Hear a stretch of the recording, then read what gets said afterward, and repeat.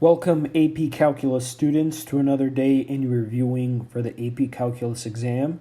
More specifically, going over these free response questions just to get some more exposure to them, since this year's AP exam will involve just free response questions. So hopefully the more exposure you get to them, the more used to and accustomed you guys are to what to expect. But as usual, we'll start off with a warm-up, a bell ringer, and then we'll go from there. So estimate the integral from 0 to 4 of the square root of the quantity 25 minus x squared dx using the left rectangular rule in two subintervals of equal width. All right, so we're going to be estimating an integral. And remember, an integral is just the area between a function graph and the x-axis using left rectangles, and two subintervals. So the fact that we're told to use two subintervals means we're going to be using two rectangles to approximate our area. So two subintervals means we're going to be using two rectangles. All right. Okay, so since we're using rectangles, remember the area of a rectangle is just base times height. So right off the bat, let's find the base of each of these rectangles. Well, our interval is from 0 to 4, right? If we look at our integral here, our interval is from 0 to 4, and we're using two rectangles. So the base of each of our rectangles is just going to be 4 minus 0 divided by 2. So 4 divided by 2, which is 2. So that's the base of each of our rectangles, the base of each of our rectangles. All right. Now, since we're using the left rectangle, that means we're going to be using the heights for our rectangles are going to be determined by f of 0 and f of 2. Now, the reason why I know that is just to help you visualize this a little bit more, right? Let's just draw a graph here. And it doesn't even have to be what the graph of this equation looks like, just to help us visualize a little bit. So this is 4. So since we're using two rectangles, that means they're each going to be with a base of 2. That means our first rectangle is going to be determined by, since we're using left rectangles, is going to be determined by 0. And then our second rectangle is going to be determined by 2. So it's going to look something like that. Once again, this graph that I drew is a completely made-up graph. This is not what the graph of this equation looks like, but it just helps you visualize a little bit more how our rectangles are going to be split up over this interval. All right, so let's see, f of 0. So f of 0 we can just evaluate by doing the square root of 25 minus 0 squared. And f of 2 can be evaluated by doing the square root of 25 minus 2 squared. So here we get the square root of 25, which is just 5. Here we get 25 minus 4, which is the square root of 21. So once again, f of 0 is the height of the first rectangle, f of 2 is the height of the second rectangle. So now let's bring it all together. So our integral, or our area, square root of 25 minus x squared dx, is going to be approximately 2 times 5 plus 2 times radical 21. So we end up with 10 plus 2 radical 21, which seems to be answer choice E. So there's our answer, 10 plus 2 radical 21. So a little bit of review of how to use rectangles to approximate an integral. And once again, a picture, even if you don't know what the graph looks like, what the graph looks like, a picture can be helpful sometimes just to be able to visualize splitting up the interval in the appropriate number of times and over the appropriate length that you're given. Okay, so hopefully you got the same answer. Hopefully you got E as well. Like I said, always try out these warm-ups before actually watching the video. Let's move on to today's free response question. So today we're going to be looking at number 4 from the 2019 AP Calculus AB exam, the fourth free response question today. And the fourth free response question that we're going to be looking at deals heavily with this idea of related rates. Now, related rates is a unit that we did way back in first semester. first semester, so it has to do with derivatives. So let's get to it. All right, so here we go. So we have a cylindrical barrel with a diameter of 2 feet that contains collected rainwater as shown in the figure above. The water drains out through a valve not shown at the bottom of the barrel. The rate of change of the height, h, of the water in the barrel with respect to time t is modeled by dh over dt is equal to negative 1/10 radical h, where h is measured in feet and t is measured in seconds. The volume v of a cylinder with radius r and height h is v is equal to pi r squared h. As is usually the case, when it comes to these volume problems, they do give you the respective volume formula, so you don't have to worry about having to memorize that. So let's look at some of this key information that we're given. So let's see, the diameter of this cylinder. The diameter of this cylinder is 2 feet. Okay, we got that. What else? Water drains out at the bottom. It's not shown. The rate of change of the height is dh dt, so that's the rate of change for the height. All right, and then we got the volume of a cylinder, pi r squared times height. All right, so let's look at part A. So find the rate of change of the volume of water in the barrel with respect to time when the height of the water is 4 feet. So find the rate of change of volume, So hopefully that's a good giveaway, since it's telling you to find the rate of change of volume. It's telling you to find the derivative of volume, Okay, so we're given a volume formula. We have volume is equal to pi r squared times height.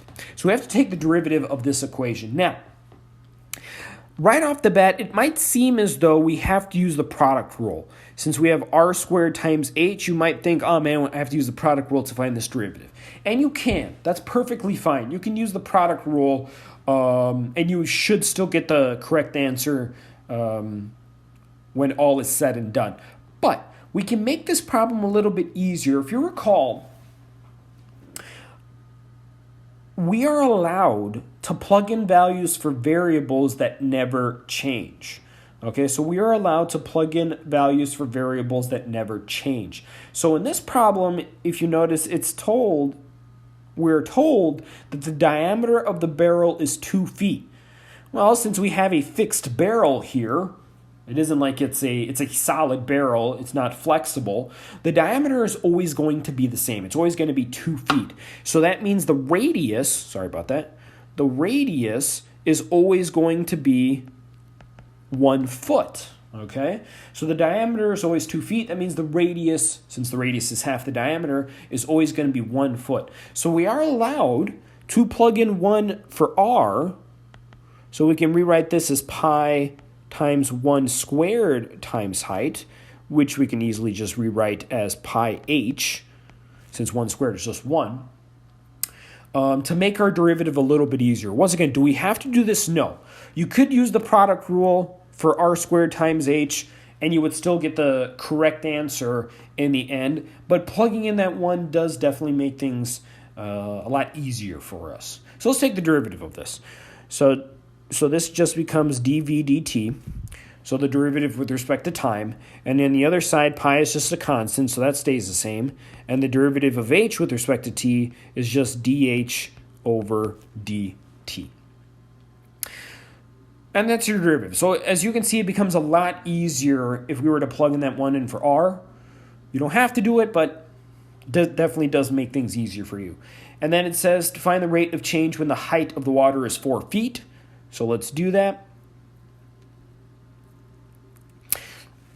So remember, we're trying to find dv dt. We're trying to solve for dv dt. Now we are given an equation for dh dt. Sorry about that. An equation for dh dt, which we're going to use to find dh dt since we need it, right? We're trying to solve for this. We don't know what this is, so we're going to use this equation using h is equal to 4 to find dh dt. So negative 1/10 times the square root of 4, since h is 4. So we end up with square root of 4 is 2, so negative 2/10, which is just negative 1 over 5. So that means dh dt is negative 1/5. So pi times negative 1/5. So that means dv dt is equal to negative pi over 5. Now we just have to make sure we have the correct unit. So it's a rate of change. So it should be, we're talking about volume here, so it should be feet cubed. So feet cubed per second, right? Since we're talking about a rate of change. So cubic feet per second. So that would be our answer. That would be our answer for this problem. So dv dt is equal to negative pi over 5 cubic feet per second. That's the answer to part A. So not too bad. Once again, we made our lives easier by plugging in that 1 in for R. Otherwise, not too bad, not too bad. All right, let's look at B now. Let's look at B. When the height of the water is 3 feet, is the rate of change of the height of the water with respect to time increasing or decreasing? So when the height of the water is 3 feet, is the rate of change increasing or decreasing? So we're asked to determine whether something is increasing or decreasing. Now, we've done many problems like this before, so hopefully you remember the first step whenever trying to determine if something is increasing or decreasing. In order to determine if something is increasing or decreasing, we have to look at that function's derivative. Now, in this case, we're being asked to determine whether the rate of change of the height is increasing or decreasing. So we have to take the derivative of dh over dt. So let's take the derivative of dh over dt. So that, remember, that means we're taking the second derivative. So the derivative of dh over dt. Okay, so the derivative, which we write it as d squared h over dt squared. Okay, so remember, we're taking the derivative of this negative 1/10 square root of h. Let's do it up here. So remember, square root of h is just the same thing as h to the 1/2. So we use the power rule, we end up with negative 1/10 times 1/2 times h to the negative 1/2. Negative 1/2. So we can simplify this a little bit. Negative 1 over 20 times, since it's a negative exponent, it goes to the denominator. So 1 over radical h. 1 over radical h. And once again, we want to determine if it's increasing or decreasing at 3 feet. 3 feet, so let's plug in 3. So we got negative 1 over 20 times 1 over the square root of 3. So that's clearly going to be a negative number, right? Because we have negative 1 over 20 times a positive number. So this is less than 0. So we would say, what is it there?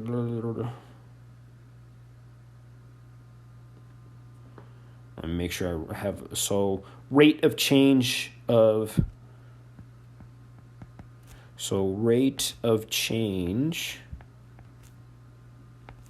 of height of water is decreasing because d squared h, or the second derivative of h, d squared h over dt squared is less than 0, or it's negative, however you want to describe it. It is negative, and hence it would be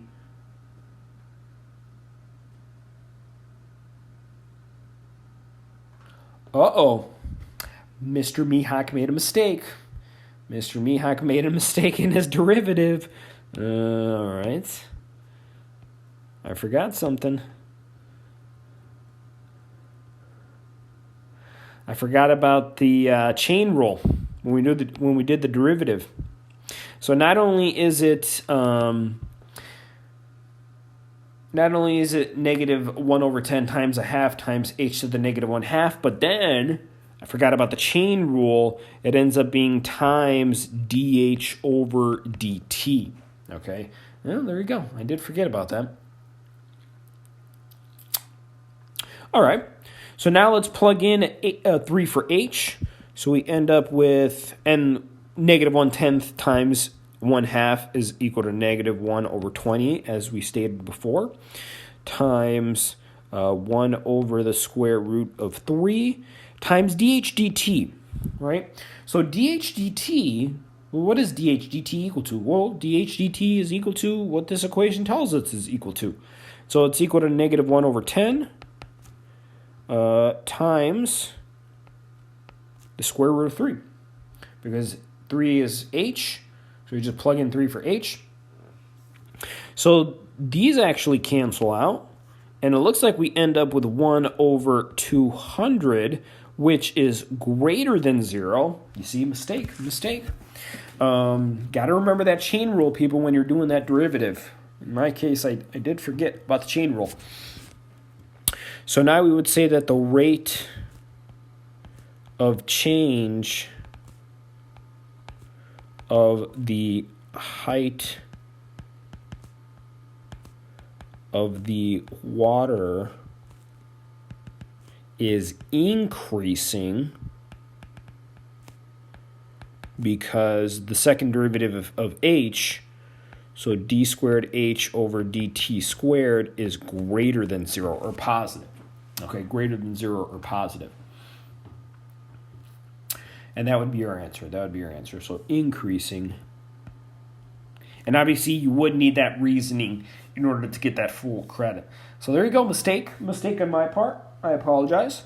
I wouldn't be surprised if that is a common mistake for students, just forgetting that using the chain rule and finding the derivative of that negative 1 over 10 h to the 1/2.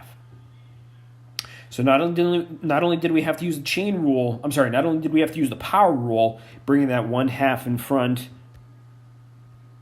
right? Bringing that 1/2 in front, subtracting 1 from the exponent, but then we had to multiply by the derivative of the inside function, which is h, so times dH over dt. All right, now let's do C. So at time t is equal to 0, the height of the water is 5 feet. Use separation of variables to find an expression for h in terms of t. Okay, so this is more related to our final unit that we covered, which was Unit 7, this idea of taking a differential equation and finding its solution by taking its integral. And it actually even tells us in the problem straight up, use separation of variables, so that same technique that we used in class. All right, let me erase this part right here. There we go. All right. So let's get to it. So part C. All right, so let's start off with that original equation. So dH over dt is equal to negative 1/10 the square root of h. So first, we got to get that h to the other side, that square root of h to the other side. So we're going to do that by multiplying both sides by 1 over radical h. So we're going to multiply both sides by 1 over radical h. So we get 1 over radical h on this side times dH over dt is equal to negative 1 over 10. So once again, I multiplied both sides by 1 over radical h to get rid of this. It's the same thing as just dividing by square root of h, so hopefully that doesn't confuse you. It's the same thing as just dividing by square root of h. So it's the same thing. Now let's get that dt to the other side. Let's get that dt to the other side by multiplying both sides by dt. So we end up with, and I'm going to rewrite this 1 over radical h as h to the negative 1/2 dH is equal to negative 1/10 dt. So we got the variables separate from one another. We separated them by just doing some simple algebra to move terms around. So just to recap, we divided both sides by radical h, which is the same thing as multiplying by 1 over radical h, and then we multiplied both sides by dt to get rid of that dt in the denominator over there. All right, so at this point, hopefully you remember, we're going to take the integral. Let me just do this. We're going to take the integral of both sides. All right, so let's see. So remember, now we're doing the antiderivative. So we're going to do the reverse power rule.